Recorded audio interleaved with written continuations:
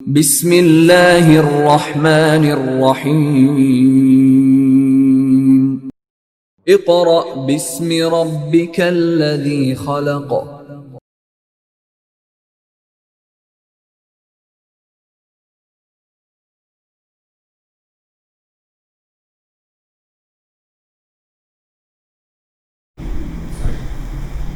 औज़ुबिल्लाहि मिनश्शैतानिर्रजीम। बिस्मिल्लाहिर्रहमानिर्रहीम। मोअज़्ज़ज़ वालिदैन और अज़ीज़ तुलबा व तालिबात, अस्सलामु अलैकुम। स्टूडेंट्स, आप जानते हैं गुज़िश्ता लेक्चर में हमने बाब सौम सीरत तैयबा का सबक नंबर 2 ग़ज़वा हुनैन पढ़ा था, जिसमें मैंने आपको जंग और ग़ज़वा का फ़र्क वाज़े कर दिया था। अब ये वहीं से मज़ीद ग़ज़वात के बारे बात की जा रही है। तो आज हमने अपना सबक नंबर 3 शुरू करना है, जो कि है ग़ज़वा तबूक। क्या है? ग़ज़वा तबूक। फ़र्स्ट ऑफ़ ऑल सब बच्चे अपनी किताबें और अपने PDF नोट्स और स्टेशनरी अपने पास रखें। पेंसिल आपके हाथ में हो, किताब आपके सामने होनी चाहिए और मुश्किल अल्फाज के मायने को आप साथ साथ लिखेंगे ताकि आपको मुश्किल ना हो। तो सबसे पहले आप अपनी किताब का सफ़ा नंबर 37 खोलें। किताब का सफ़ा नंबर 37 खोलें। ये हमारा पहले दिन का काम है। ये कौन सा काम है? ये हमारा पहले दिन का काम है। अब इसमें आपकी पढ़ाई शामिल है, ठीक है? इसमें आपके क्या शामिल है? पढ़ाई शामिल है। और पढ़ाई में जो मुश्किल अल्फाज आएंगे और उनके मायने जो होंगे वो आपके इसमें शामिल हैं। तो आप लोग अपनी पेंसिल्स अपने हाथ में रखें और मेरे साथ साथ जो मुश्किल अल्फाज हैं उसको अंडरलाइन करते जाएं ताकि आपको आसानी हो। शुरू करें। हमारी फर्स्ट हेडिंग है पस मंज़र। पस मंज़र, पस कहते हैं बेटा पीछे को। पस किसे कहते हैं? पीछे, या पहला भी कह सकते हैं। और मंज़र नज़ारा को कहते हैं। आप जानते हैं एक कोई ऐसा नज़ारा या कोई ऐसी चीज़ जिसको हम देखते हैं।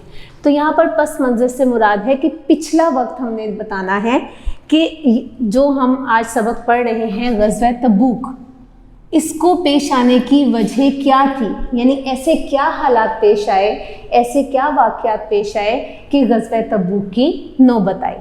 तो पस मंज़र का मतलब ये है कि ऐसे हालात व वाक़यात जो कि इस ग़ज़वे का सबब बने थे वो हम इसमें पढ़ेंगे। ओके जी, शुरू करें।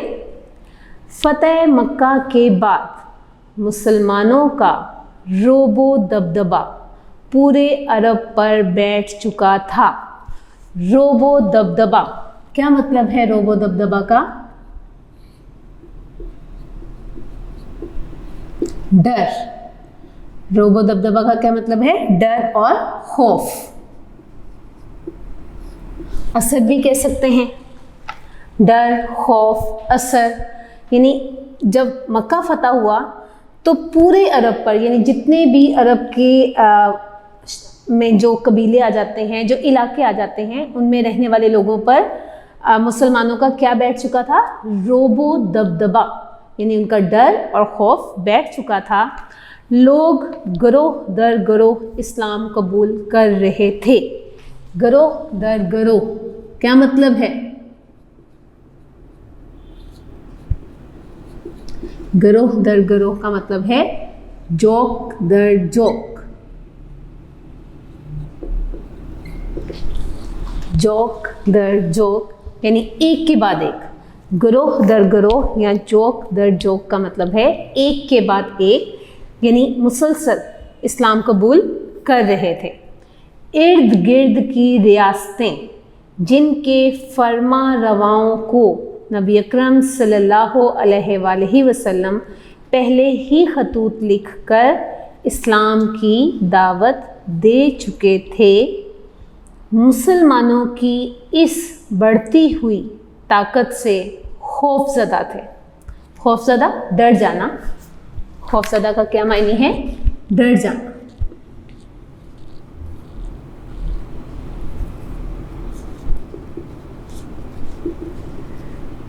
डर जाना। तो जो मुख्तलिफ रियासतें थीं इर्द गिर्द की, वो मुसलमानों की बढ़ती हुई ताकत से खौफज़दा हो गए थे, यानी वो डर चुके थे। रोम का हुक्मरान हिरकिल इनमें सरे फहरिस्त था। सरे फहरिस्त सबसे ऊपर। सरे फहरिस्त, सरे फहरिस्त का मतलब है सबसे ऊपर।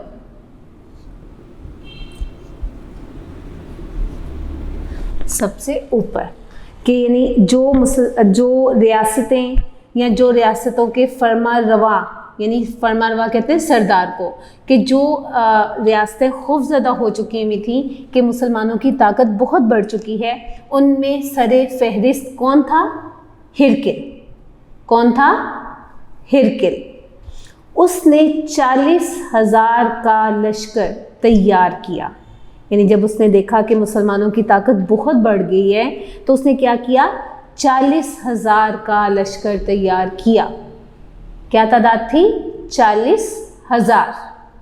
जब हजूर अकरम सल्लल्लाहु अलैहि वसल्लम को ये इत्तला मिली कि रोमी फ़ौजें मुसलमानों पर हमला आवर होने के लिए शाम की सरहद पर जमा होना शुरू हो रही हैं, तो आप सल्लल्लाहु अलैहि वसल्लम ने सहाबा कराम रज़ियल्लाहु ताला अन्हुम को जिहाद की तैयारी का हुक्म दिया। यानी जब नबी करीम सल्लल्लाहु अलैहि वसल्लम को इत्तला मिली कि रोमी फ़ौजें मुसलमानों पर हमला करना चाह रही हैं, तो नबी करीम सल्लल्लाहु अलैहि वसल्लम ने अपने सहाबा कराम रज़ियल्लाहु ताला अन्हुम को भी जिहाद की तैयारी का हुक्म दे दिया। यानी उन्हें कहा कि आप भी जिहाद की तैयारी करें। पैराग्राफ मुकम्मल हो गया। नेक्स्ट हमारी हेडिंग है नंबर 2। हमारी हेडिंग है जिहाद की तैयारी और रवानगी। रवानगी का क्या मतलब है? जाना। तो क्या है? जिहाद की तैयारी और रवानगी के किस तरह से जो है वो मुसलमानों ने जिहाद की तैयारी की और फिर रवाना हुए। तैयारी और रवानगी का मतलब है तैयार होना जिहाद के लिए और रवाना होना। Is it clear? जी। मुसलमानों के लिए कहत साली की वजह से ये माली तंगदस्ती का ज़माना था। कहत साली, कहत कहते हैं बेटा भूख को, ठीक है? कहत कहते हैं भूख, और साली साल से है, यानी भूख का साल। ऐसा साल जिसमें फसलें नहीं उगती या बारिशें नहीं हो पाती या ज़मीन ज़्यादा फसल नहीं उगा पाती, जिस साल में ये वजूहात पेश आती हैं, उसे कहत साली कहा जाता है। क्या कहा जाता है? कहत साली। क्या कहा जाता है? कहत साली। तो जिस वक्त नबी करीम सल्लल्लाहु अलैहि वसल्लम को पता चला कि रोमी फ़ौजें मुसलमानों पर हमला आवर होने वाली हैं और उन्होंने जिहाद की तैयारी का हुक्म भी दे दिया, तो वो साल, उस साल में क्या हुआ था? कहत साली थी। कहत साली क्या कि उस साल में फसलें ज़्यादा ज़रखेज़ नहीं हुई थी, बारिशें नहीं हो पाई थी और मुसलमानों को माली तंगदस्ती बहुत ज़्यादा थी। माली तंगदस्ती यानी उनके पास मालो दौलत की कमी बहुत ज़्यादा वाक़ई हो गई थी। नबी अकरम सल्लल्लाहु अलैहि वसल्लम के हुक्म पर सहाबा कराम रज़ियल्लाहु ताला अन्हुम ने जिहाद की तैयारी में भरपूर हिस्सा लिया। यानी जब बेशक कहत साली का साल था, कहत साली थी, लेकिन उसके बावजूद जैसे ही नबी अकरम सल्लल्लाहु अलैहि वसल्लम ने हुक्म दिया तो सहाबा कराम ने जिहाद की तैयारी में हिस्सा लेना शुरू कर दिया। उन्होंने नबी अकरम सल्लल्लाहु अलैहि वसल्लम के हुक्म पर लब्बैक कहते हुए अल्लाह ताला की राह में माल खर्च करने की ऐसी मिसालें कायम की जिनको क़यामत तक याद रखा जाएगा। लब्बैक किसे कहते हैं?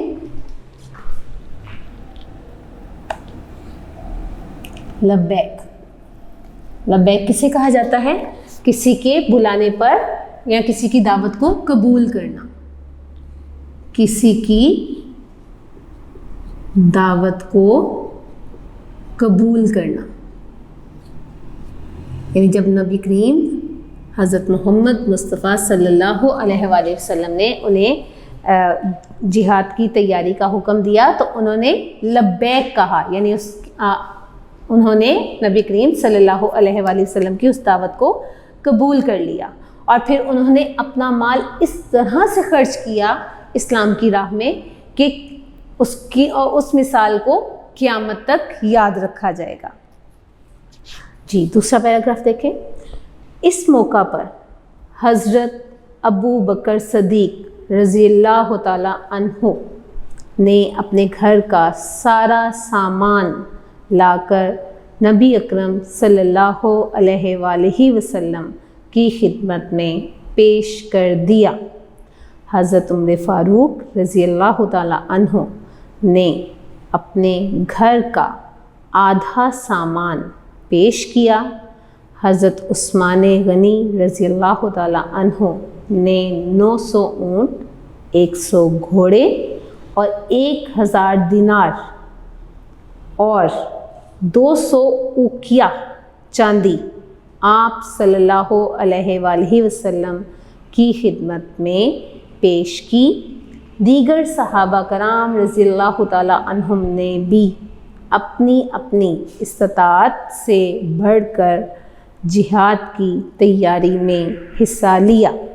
अब इस पैराग्राफ में क्या बताया गया है कि जैसे ही हुक्म हुआ कि आपने मदद करनी है, ग़ज़वा तबूक पेश आने वाला है या जंग होने वाली है रोमी फ़ौजों के साथ, तो जब नबी करीम सल्लल्लाहु अलैहि वसल्लम ने तैयारी का हुक्म दिया तो क्या किया? हज़रत अबू बकर सदीक अपने घर का सारा सामान उठा लाए।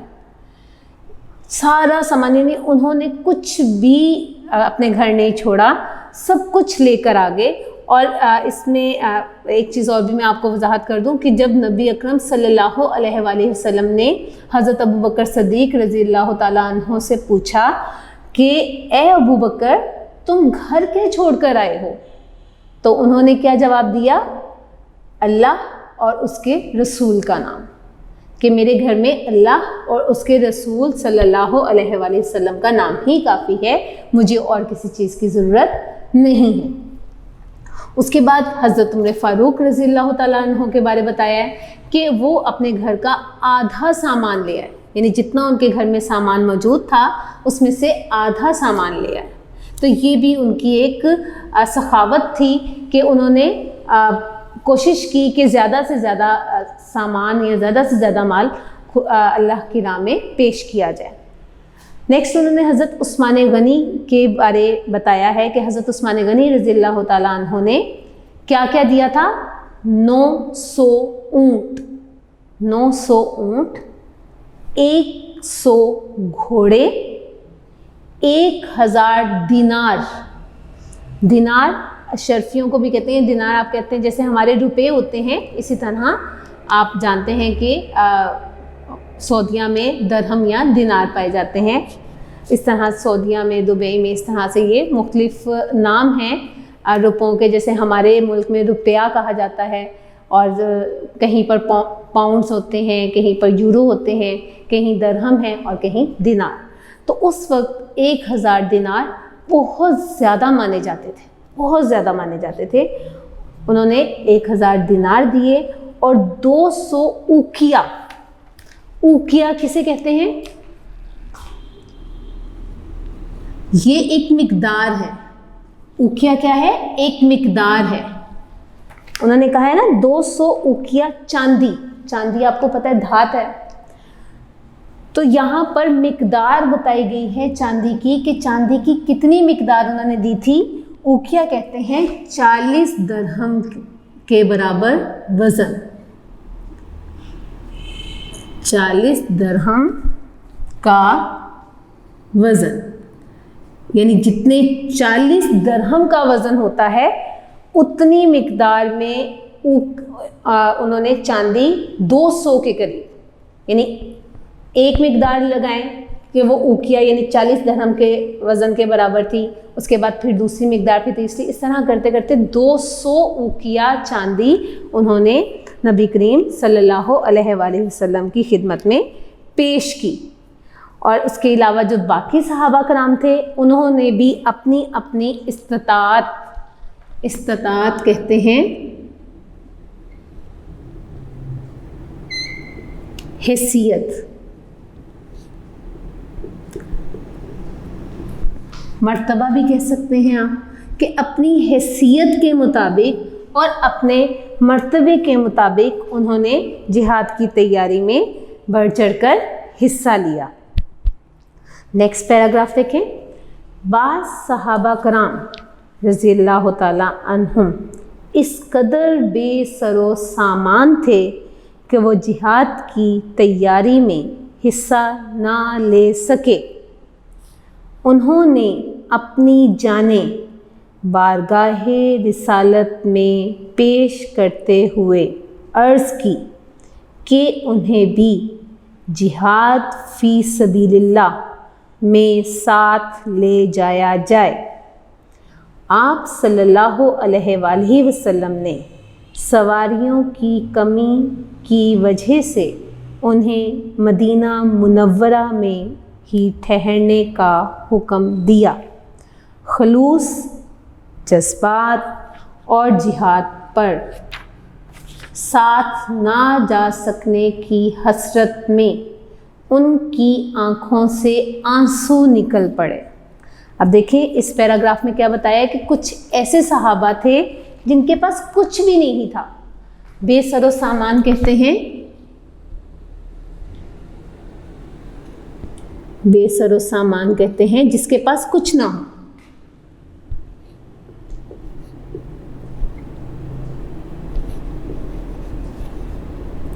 कुछ ना हो, ऐसा शख्स जिसके पास कुछ ना हो, ना उसको सर ढकने के लिए उसके पास कोई जगह हो और ना ही उसके पास ज़रूरत का सामान हो। जिसके पास कुछ ना हो उसे कहा जाता है बेसरो सामान। क्या कहा जाता है? बेसरो सामान। अब क्या था कि कुछ सहाबा कराम बिल्कुल बेसरो सामान थे, यानी उनके पास कुछ भी नहीं था कि वो कुछ ना कुछ देकर जिहाद की तैयारी में हिस्सा ले सकें। तो उन्होंने बारगाहे रिसालत किसे कहते हैं? यानी नबी करीम सल्लल्लाहु अलैहि वसल्लम के दरबार में आकर, उनकी बारगाह में आकर अर्ज़ की। क्या अर्ज़ की? कि उन्हें भी जिहाद फ़ी सबीलिल्लाह में साथ ले जाया जाए। जिहाद फ़ी सबीलिल्लाह,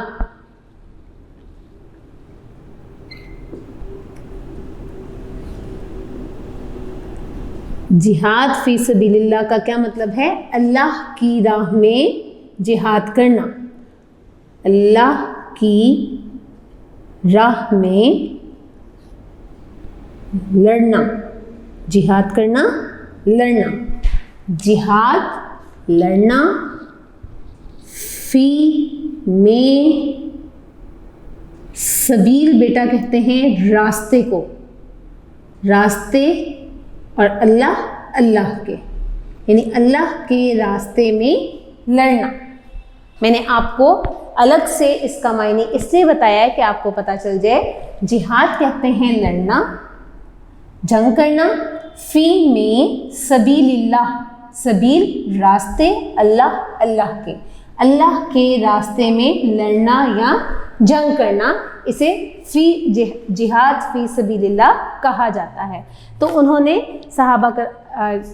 उन्होंने नबी करीम सल्लल्लाहु अलैहि वसल्लम की खिदमत में अर्ज़ की कि उन्हें भी जिहाद फी सबीलिल्लाह में साथ ले जाया जाए।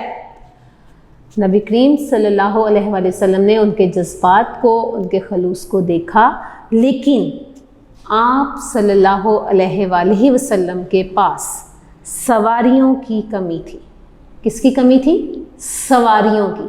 सवार यानी जिस पर सवार होकर उन्होंने जंग के लिए जाना था, उन सवारियों की बहुत कमी थी। बहुत कम लोग उनके पास घोड़े या ऊँट या जो भी चीज़ें थी, खच्चर, वो उनके पास बहुत कम थे। तो उन्होंने क्या किया, नबी करीम सल्लल्लाहु अलैहि वसल्लम ने क्या किया कि उन लोगों को जिनके पास कुछ भी नहीं था, ना देने के लिए कुछ था, कुछ वो बारगाह रिसालत में पेश नहीं कर सकते थे सवाए अपनी जानों के, तो आप सल्लल्लाहु अलैहि वसल्लम ने उन्हें मदीना मुनव्वरा में ही ठहरने का हुक्म दिया। यानी उन्हें कहा कि आप मदीना में ही ठहर जाएं, आपको आने की ज़रूरत नहीं है। लेकिन क्या था कि खलूस यानी वो सच्चे दिल से उनके अंदर जो है वो एक शिद्दत थी, एक वो चाहते थे कि हम इस्लाम के राह में कुर्बान हो जाएं। तो वो खलूस था, उनके जज्बात थे और जिहाद पर साथ ना जाने की हसरत भी थी। हसरत कहते हैं एक अफसोस को, एक दुख को कहा जाता है हसरत, अफसोस या दुख।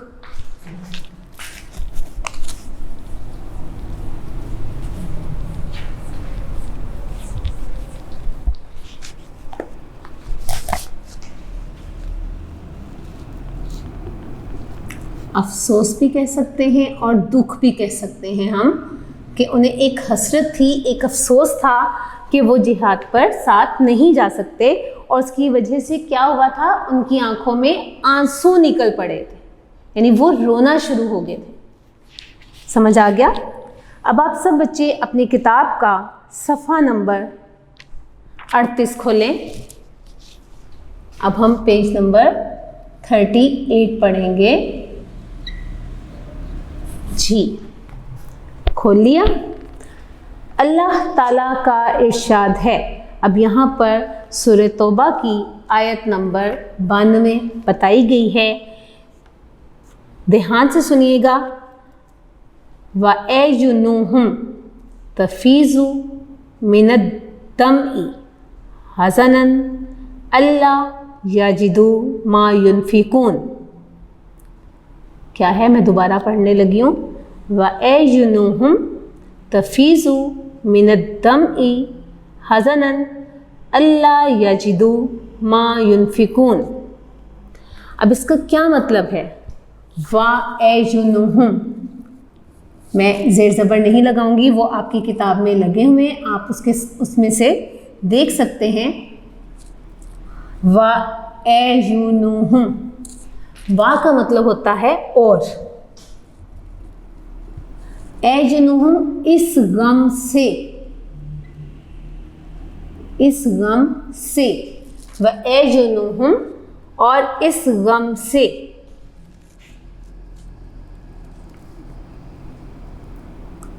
आपके समझने के लिए मैंने आराफ लगा दिए हैं। व एजुनुहुम, वा और एजुनुहुम इस गम से, तफीज़ु,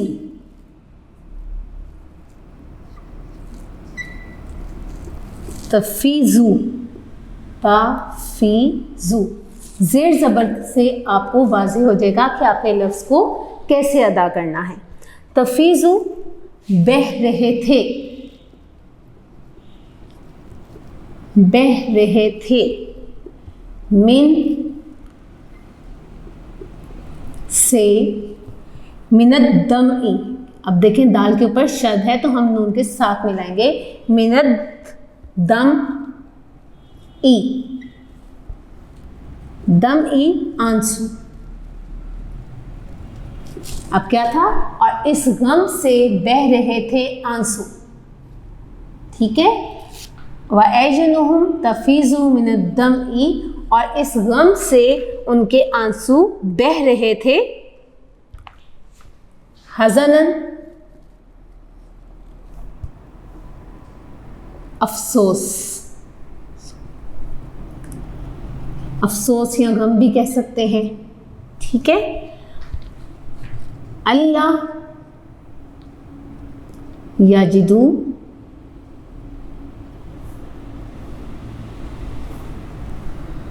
वो नहीं मिल, अल्लाह नहीं, याजिदू वो मिल पाते, वो मिल पाते, अफसोस वो नहीं मिल पाते, माँ जो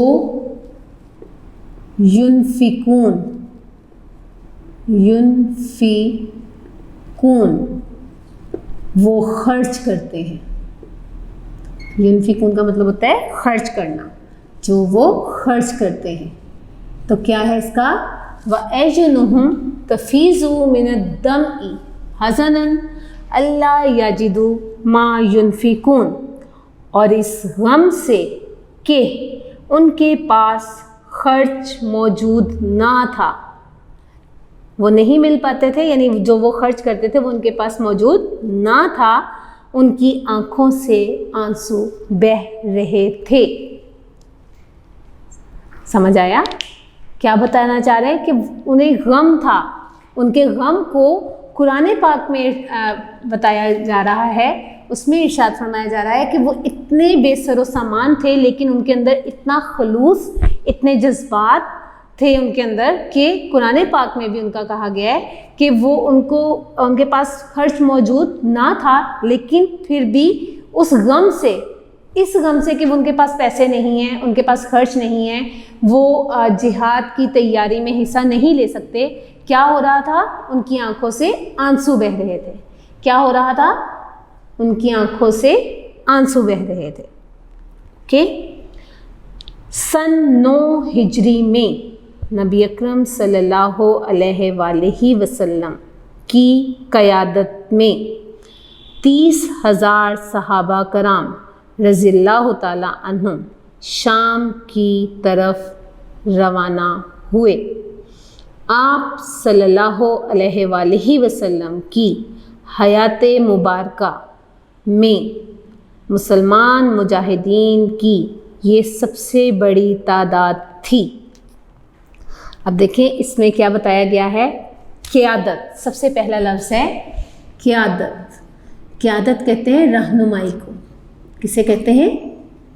रहनुमाई। हज़रत मोहम्मद सल्लल्लाहु अलैहि वसल्लम की रहनुमाई में कितने सहाबा रवाना हुए? 30,000। कितने सहाबा रवाना हुए थे? 30,000, जो कि हज़रत मोहम्मद सल्लल्लाहु अलैहि वसल्लम की हयात मुबारका में सबसे बड़ी तादाद थी। यानी जितने भी गज़वात में आप सल्लल्लाहु अलैहि वसल्लम शामिल हुए या आपने जितने गज़वात लड़े, उनमें जितनी मुसलमानों की तादाद होती थी, उनमें सबसे ज़्यादा तादाद ये ग़ज़वा तबूक के मौका पर थी, जो कि कितनी थी? 30,000 सहाबा कराम रज़ियल्लाहु ताला अन्हुम। अब क्या बताया है, उनमें 10,000 सवार थे, यानी 10,000 ऐसे थे जो कि जिनके पास सवारियां मौजूद थीं।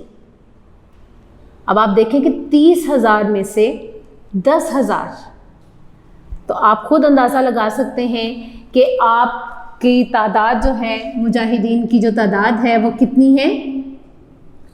मुजाहिदीन की तादाद 30,000,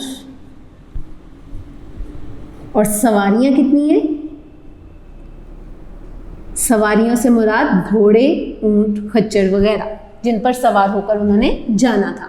तो सवारियां कितनी थी? सिर्फ 10,000। कितनी थी? 10,000 थी। तो आप खुद अंदाज़ा लगा सकते हैं कि मुजाहिदीन की तादाद ज़्यादा थी और सवारियां उनके पास कम थी। अब क्या हुआ, सवारियों की कमी की वजह से सहाबा कराम रज़ियल्लाहु ताला अन्हुम बारी बारी सवारी करते थे।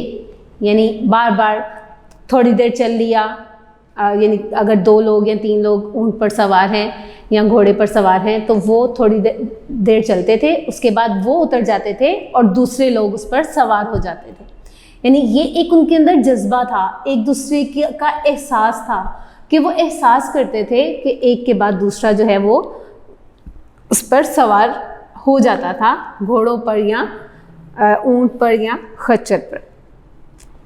18 आदमियों के लिए एक ऊंट था, यानी ऊंट एक होता था। ऊंट की तादाद कितनी थी? एक ऊंट था और उसके साथ कितने सवार थे? 18, यानी 18। एक ऊंट के लिए 18। आप खुद अंदाज़ा लगा सकते हैं कि कितनी देर बाद बारी आएगी। अगर 2 लोग बैठ रहे हैं एक ऊंट पर, वो थोड़ा फासला तय कर रहे हैं, फिर आगे वो उतरे हैं, फिर आगे 2 लोग बैठे हैं, फिर आगे बैठे हैं, तो इस तरह 18 लोगों के लिए सिर्फ एक ऊंट था। ठीक है। अक्सर सहाबा कराम रज़ियल्लाहु ताला अन्हुम ने ये तवील सफ़र पैदल ही तय किया। तवील कहते हैं लंबा। तवील किसे कहते हैं? लंबा।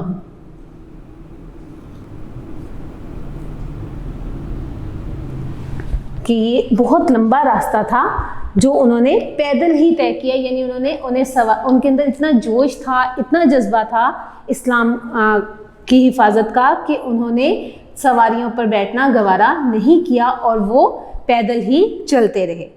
मुसलमानों ने 805 किलोमीटर का ये फासला इंतहाई इस्तकामत, सब्र, हौसले और जवामर्दी से तय किया। कितना फासला उन्होंने तय किया? 805 किलोमीटर।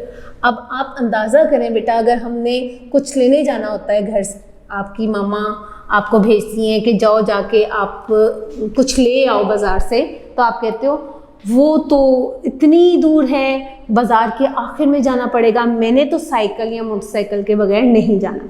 तो आप ये देखें कि थोड़े से फासले के लिए हम थक जाते हैं, लेकिन उन्होंने कितना फासला तय किया था?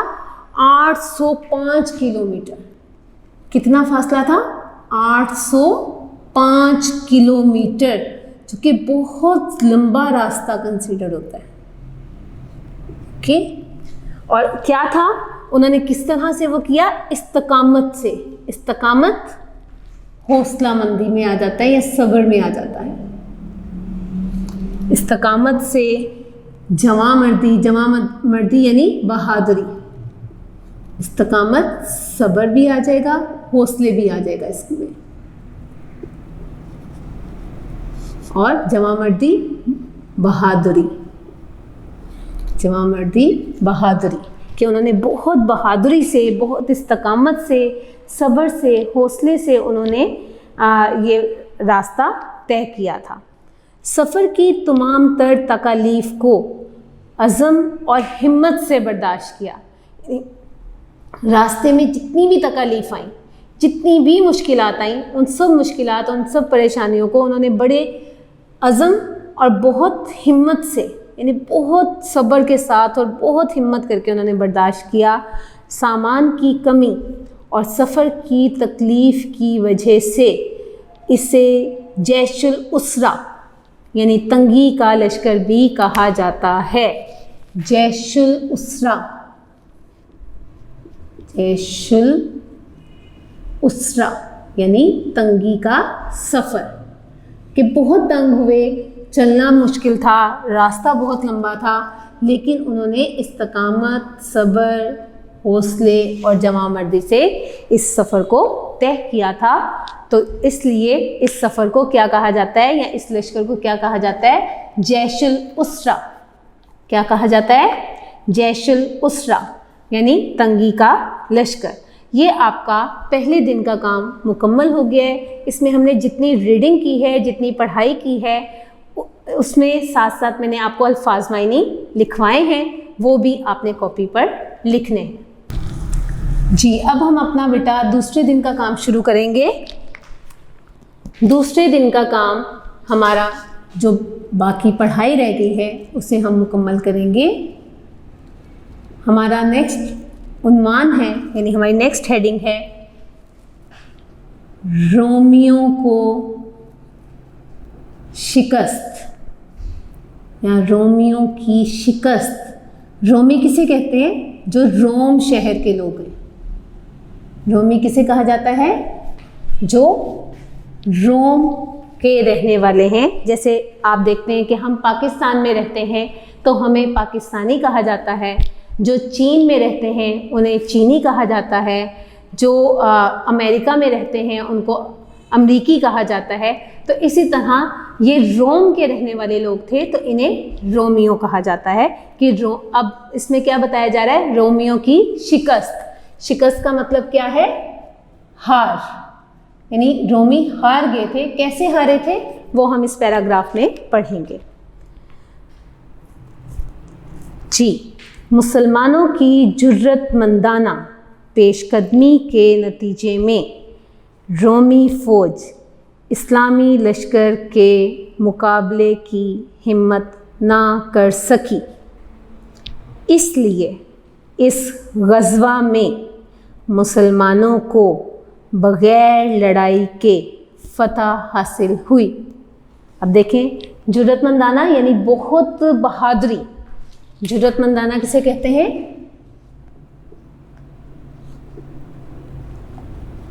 बहुत बहादुरी, कि उनकी इतनी ज़्यादा बहादुरी देखी कि जो मुसलमान 805 किलोमीटर का फासला पैदल चलकर आ सकते हैं तो वो हमारा क्या हाल करेंगे। यानी उन्होंने ये सोचा था कि ये इतने अब जोश और इतने जज्बे के साथ आगे बढ़ रहे हैं कि इन्हें नहीं पता कि सफ़र में क्या तकलीफ़ सामने आई हैं, किन मुश्किलात का उन्हें सामना करना पड़ा है। उन्होंने इस चीज़ को नहीं देखा, बल्कि उनके अंदर एक जज्बा था, एक जुनून था कि इस्लाम की हिफाजत करनी है। तो जब रोमी फ़ौज ने उनकी ये जुर्रतमंदाना पेशकदमी देखी, पेशकदमी कहते हैं आगे बढ़ना, पेशकदमी किसे कहते हैं? आगे बढ़ना।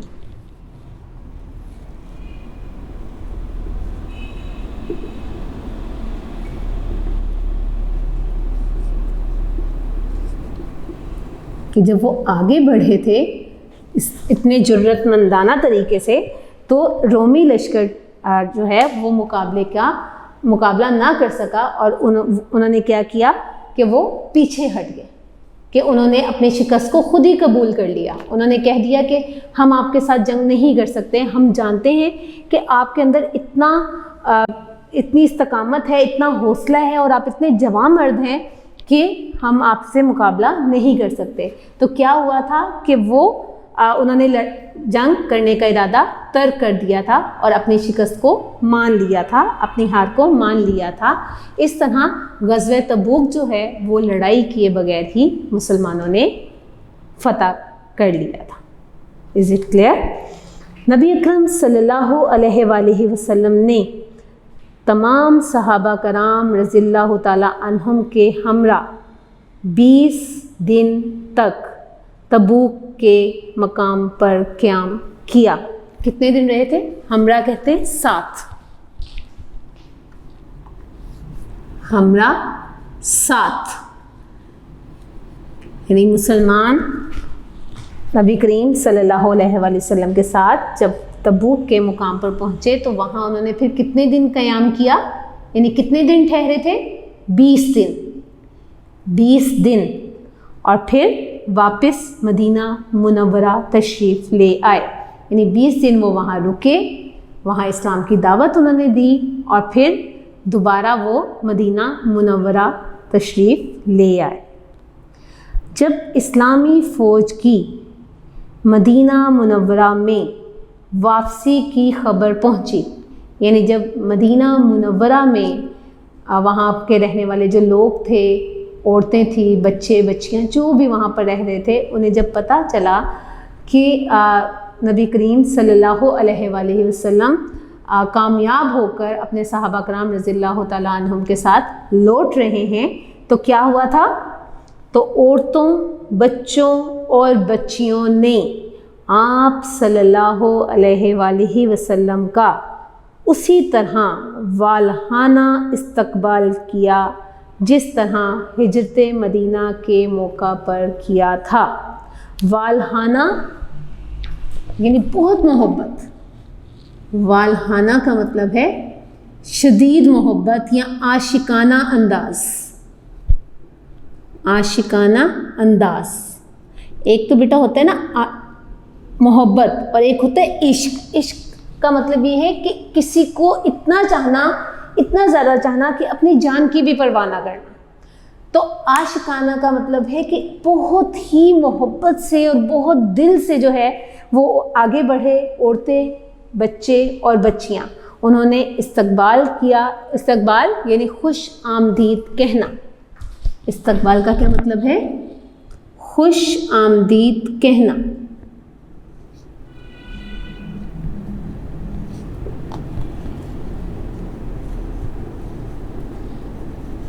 खुश आमदीद कहना।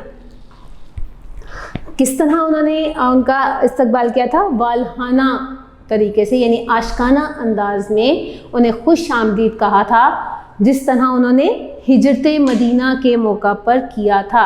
यानी जब नबी करीम सल्लल्लाहु अलैहि वसल्लम को मक्का से निकाल दिया गया था या आप निकलने पर मजबूर हो गए थे, और उसके बाद जिस तरह से आप अपने सहाबा कराम के साथ मदीना में पहुँचे थे, और फिर मदीना मुनव्वरा के जो लोग थे उन्होंने उस वक़्त भी बहुत मोहब्बत, बहुत शफ़क़त और बहुत वालहाना अंदाज में आप सल्लल्लाहु अलैहि वसल्लम का इस्तकबाल किया था।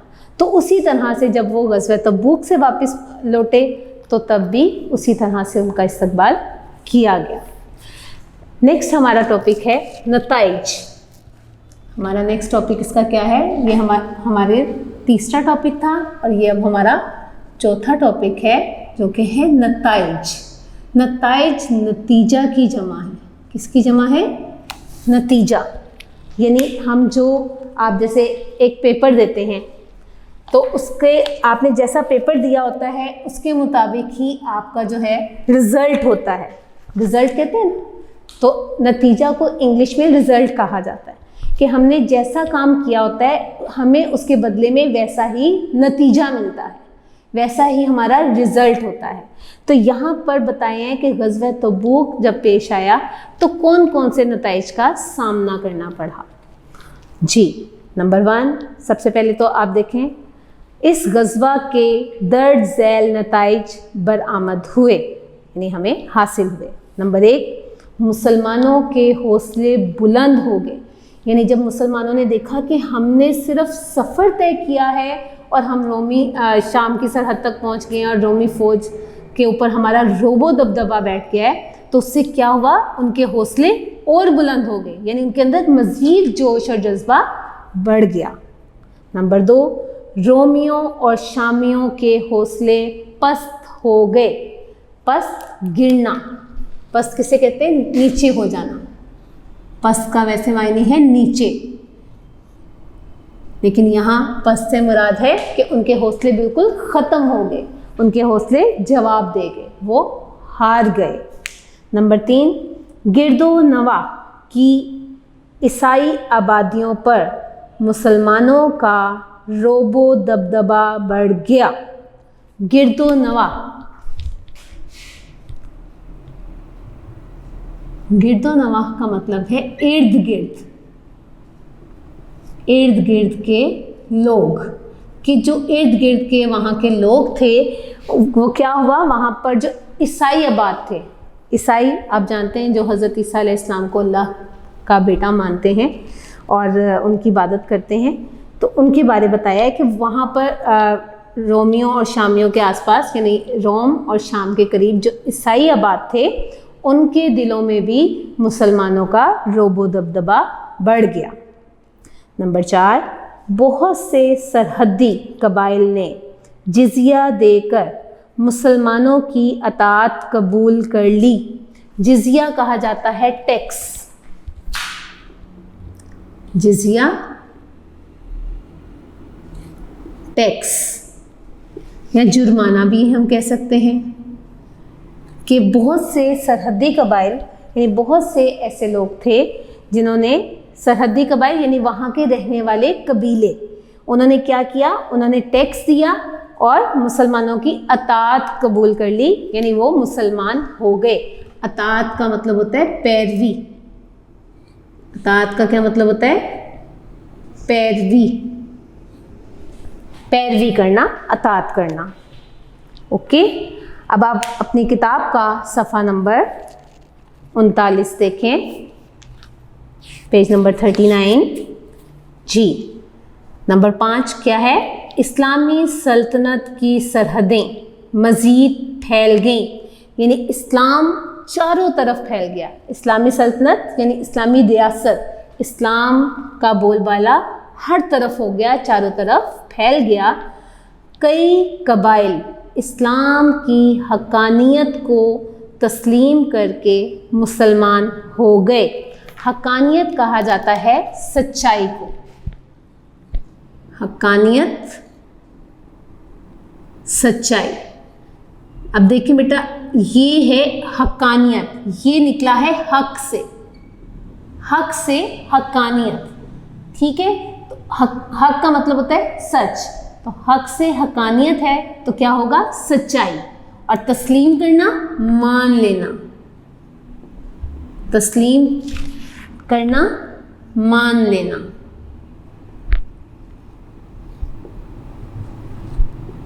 तो क्या किया था कि वहाँ के जितने भी कबाइल थे, बहुत से, ज़्यादातर यानी अक्सरियत जो वहाँ के रहने वाले लोग थे, उन्होंने इस्लाम की सच्चाई को माना था और इस्लाम कबूल कर लिया था, मुसलमान हो गए थे। सहाबा कराम रज़ियल्लाहु ताला अन्हुम नबी करीम सल्लल्लाहु अलैहि वसल्लम के हर हुक्म की अतातो फरमा बरदारी करते थे। अब आगे क्या बताया गया है कि नबी करीम सल्लल्लाहु अलैहि वसल्लम जो भी हुक्म देते थे, जो भी बात कहते थे, सहाबा कराम रज़ियल्लाहु ताला अन्हों उनकी फ़ौरन अतात करते थे। अतात का क्या मतलब है? पैरवी, कि फ़ौरन उनकी पैरवी करते थे, फरमाबरदारी करते थे, यानी मान जाते थे और वही काम करते थे जिसको करने का नबी करीम सल्लल्लाहु अलैहि वसल्लम हुक्म देते थे। मालो दौलत को नबी करीम सल्लल्लाहु अलैहि वसल्लम की एक आवाज़ पर हाज़िरे खिदमत कर देते थे, यानी नबी करीम सल्लल्लाहु अलैहि वसल्लम एक आवाज़ देते थे कि मुझे फ़लाँ चीज़ की ज़रूरत है, तो सहाबा कराम फ़ौरन वो चीज़ लाकर उनके आगे पेश कर देते थे। यानी वो ये नहीं सोचते थे कि ये एक ही चीज़ हमारे पास है तो हमने ये चीज़ नहीं देनी, या हमने ये देंगे तो हमारे बच्चे क्या करेंगे, हमारी बीवी क्या करेगी, घर वाले क्या करेंगे। उन्होंने कभी नहीं सोचा था, हमेशा एक आवाज़ देते थे नबी करीम सल्लल्लाहु अलैहि वसल्लम, और वो अपना सारा मालो दौलत आप सल्लल्लाहु अलैहि वसल्लम की खिदमत में पेश कर देते थे। सहाबा कराम रज़ियल्लाहु ताला अन्हुम की हमेशा कोशिश रहती कि इस्लाम की इज़्ज़त और वक़ार की खातिर अपना सब कुछ खर्च कर दिया जाए। अभी मैंने आपको बताया कि वो उनकी कोशिश होती थी कि हम अपनी जान तक निकाल कर नबी करीम सल्लल्लाहु अलैहि वसल्लम को पेश कर दें। तो उनकी क्या कोशिश रहती थी कि वो सब कुछ खर्च करना पड़े, अपना माल, असबाब, दौलत, जो कुछ भी है हमें देना पड़े, हम अल्लाह की राह में दे देंगे। इस सबक से हमें मालूम होता है कि अल्लाह ताला इंसान के दिल का तकवा और नियतों को देखता है। तकवा किसे कहते हैं? डर, खौफ। तकवा डर या खौफ। और खालिस नियत होने की वजह से कामयाबी से हमकिनार कर देता है। हमकिनार करना, मिल जाना। हमकिनार वैसे कहते हैं मिलने को।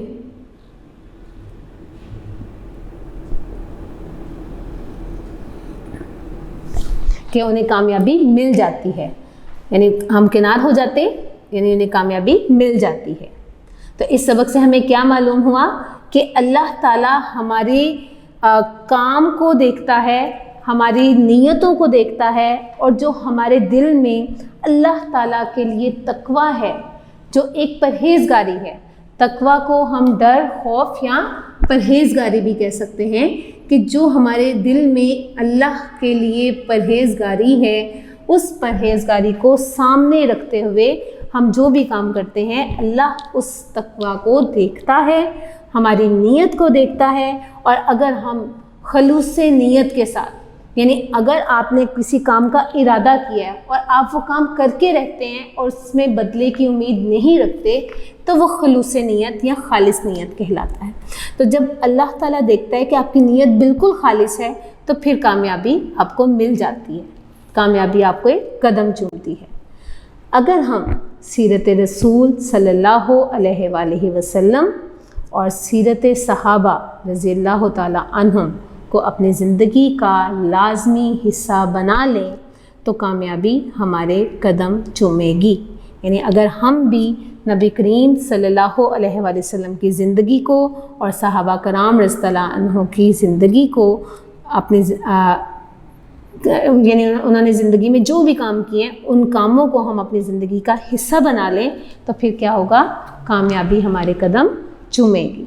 ये आपका दूसरे दिन का काम मुकम्मल हो गया है, जिसमें आपकी नंबर 3 हेडिंग रोमियो की शिकस्त और नंबर 4 नताइज, और इसमें जितने भी मुश्किल अल्फाज के मायने मैंने आपको बताए हैं वो अपने कॉपी पर लिखने हैं।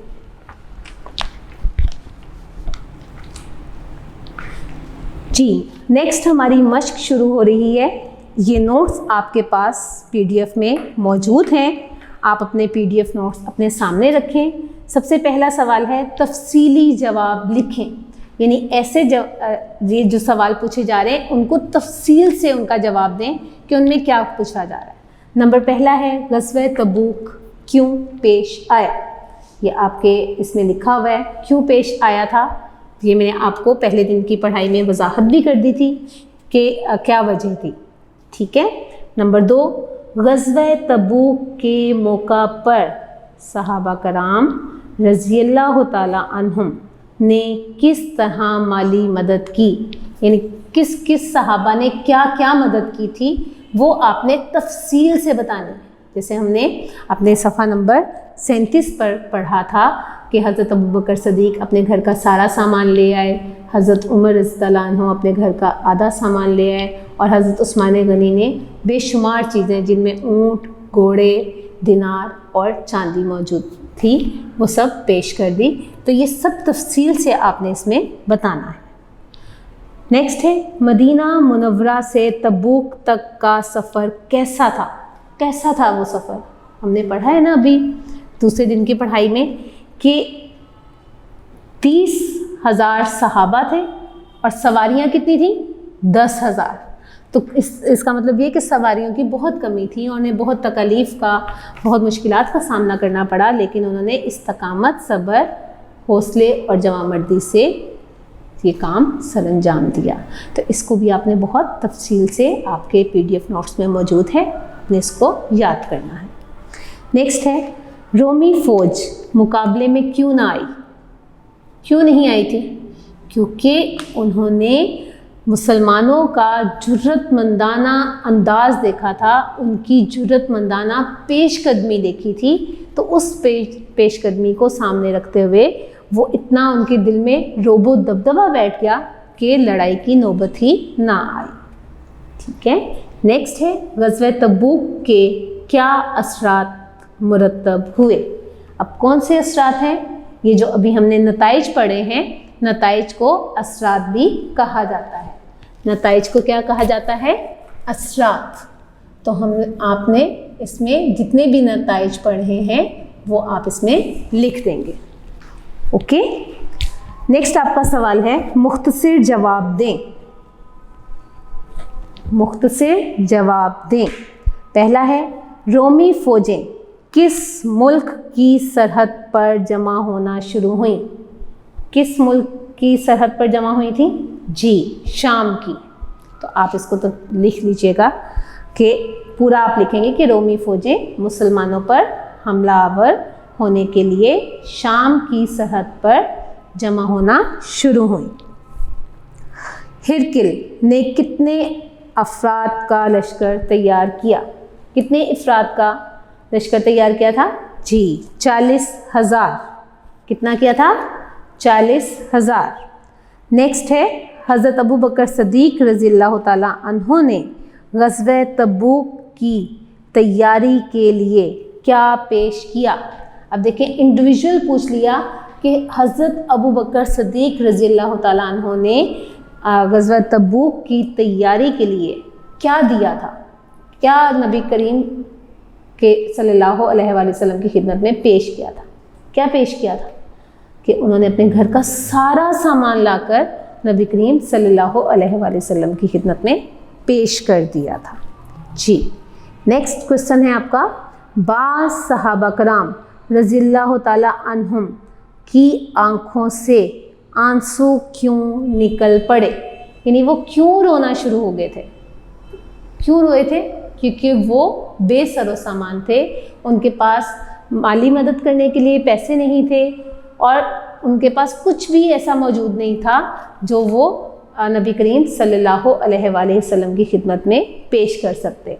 तो इसलिए, लेकिन उनके अंदर खलूस था, जज्बात थे उनके अंदर और जिहाद में ना जाने की हसरत थी, जिसकी वजह से उनकी आँखों से आंसू निकल पड़े थे। और फिर उसके बारे में आपने इरशाद भी लिखना है, जो कि सूरह तौबा की आयत नंबर 92 का तर्जुमा है। आप अगर अरबी याद कर लें तो अच्छी बात है, नहीं तो तर्जुमा आप इसका बहुत तवज्जो से याद कीजिएगा। और वो क्या है, और इस गम से कि उनके पास खर्च मौजूद ना था, उनकी आँखों से आंसू बह रहे थे।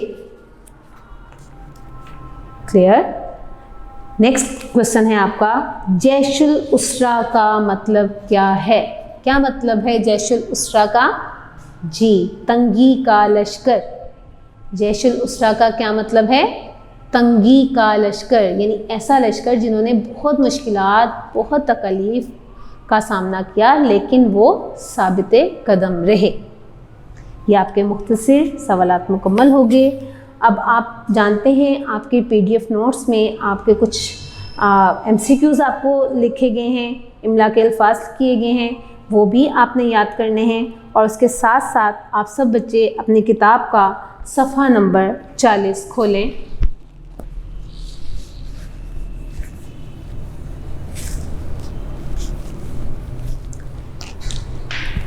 सफ़ा नंबर 40, पेज नंबर 40। आपका सवाल नंबर 3 है, खाली जगह पुर करें। कि आपके सफ़ा नंबर 40 पर मौजूद है। जी, नंबर 1, हज़रत उमर रज़ियल्लाहु अन्हु ने अपने घर का डैश सामान पेश किया। कितना सामान हज़रत उमर फ़ारूक रज़ियल्लाहु ताला अन्हु ने पेश किया था? जी, आधा। आधा, तो आप आधा लिख देंगे कि आधा सामान पेश किया। नंबर 2, सहाबा कराम रज़ियल्लाहु ताला अन्हुम ने तबूक का तवील सफ़र डैश तय किया।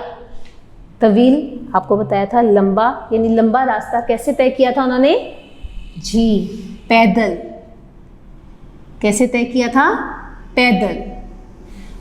नेक्स्ट है आपका, बहुत से सरहदी कबाइल ने डैश देकर मुसलमानों की अताअत कबूल कर ली। क्या दिया था? बहुत से सरहदी कबाइल ने क्या दिया था? जी, जिजिया। जिजिया यानी टैक्स या जुर्माना। नंबर 4, ग़ज़वा तबूक में सवार मुजाहिदीन की तादाद डैश थी। यानी जब ग़ज़वा तबूक के लिए मुजाहिदीन निकले तो कितने सवार थे? जी, 10,000। कितने थे? 10,000। नेक्स्ट है आपका, मुसलमानों ने डैश किलोमीटर का फासला इंतहाई इस्तकामत और सब्र से तय किया। कितना फासला तय किया था? जी, वेरी गुड, 805। कितना फासला तय किया था? 805। 805 किलोमीटर का फासला उन्होंने बड़ी इस्तकामत और सब्र से तय किया था। ये आपकी खाली जगह मुकम्मल हो गई। सवाल नंबर 4 है, दुरुस्त जवाब पर टिक का निशान लगाएं। दुरुस्त जवाब पर टिक का निशान लगाएं। यानी आपके पास एक जुमला है और उसके 4 मुमकिन जवाबात मौजूद हैं। जो दुरुस्त जवाब होगा उसके ऊपर आपने टिक कर देना है। नंबर 1, मुसलमानों ने तबूक के मुकाम पर क़याम किया। कितने दिन क़याम किया था? 15 दिन? नहीं। 25 दिन? नहीं। 50 दिन? नहीं। 20 दिन। तो ये आपका बे ऑप्शन है, 20 दिन। तो आप क्या करेंगे, जो इसका हर्फी नंबर है उसके ऊपर आप ऐसे टिक कर देंगे। ठीक है। नेक्स्ट है, हज़रत अबू बकर सदीक रज़ी अल्लाह ताला अन्हो ने ग़ज़वा तबूक में पेश किया। क्या पेश किया था हज़रत अबू बकर सदीक रज़ी अल्लाह अन्हो ने? जी, सबसे पहला ही इसका जवाब है सारा सामान। यानी जितना घर का सामान था वो सारा सामान पेश कर दिया था। तो हम इसके ऊपर टिक कर देंगे।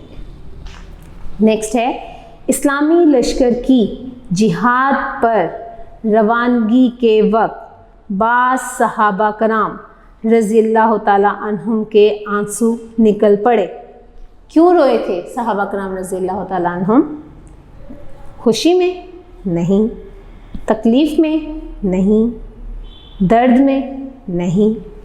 हसरत में। क्या था, क्या है इसका? हसरत में। और ये आपके जीम ऑप्शन पर है, हसरत में। तो ये आपका दुरुस्त ऑप्शन है, आप इसके ऊपर ऐसे टिक कर लेंगे। नेक्स्ट आपका है,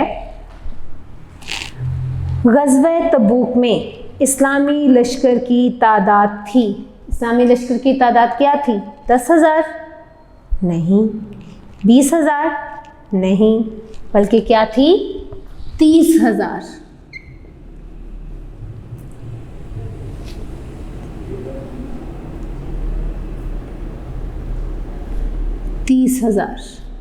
तो हमने इसको टिक कर देना है। नेक्स्ट आप अपनी किताब का सफ़ा नंबर 41 देखेंगे। आपका नंबर 5 MCQs सफ़ा नंबर 41 पर है। तबूक नाम है। तबूक किसका नाम है? किसी शख्स का नाम है? नहीं। दरिया का नाम है? नो। शहर का नाम है? नहीं। बल्कि किसका नाम है? जगह का। किसका नाम है? जगह का। कि एक जगह का नाम है तबूक, जिसके बारे ये पूरा, जिस जगह पर जंग की गई थी, जिस मुकाम पर उसे वो तबूक थी, तो इसलिए इस ग़ज़वा का नाम ग़ज़वा तबूक है। ये आपका किताब का काम, आपका सवालात, ये सब कुछ आपका मुकम्मल हो गया है। और कोशिश करें जितना काम आपको करवाया जा रहा है, आपने जितना याद करना है, आप उतने काम की वीडियो देखें ताकि आपके लिए आसानी हो।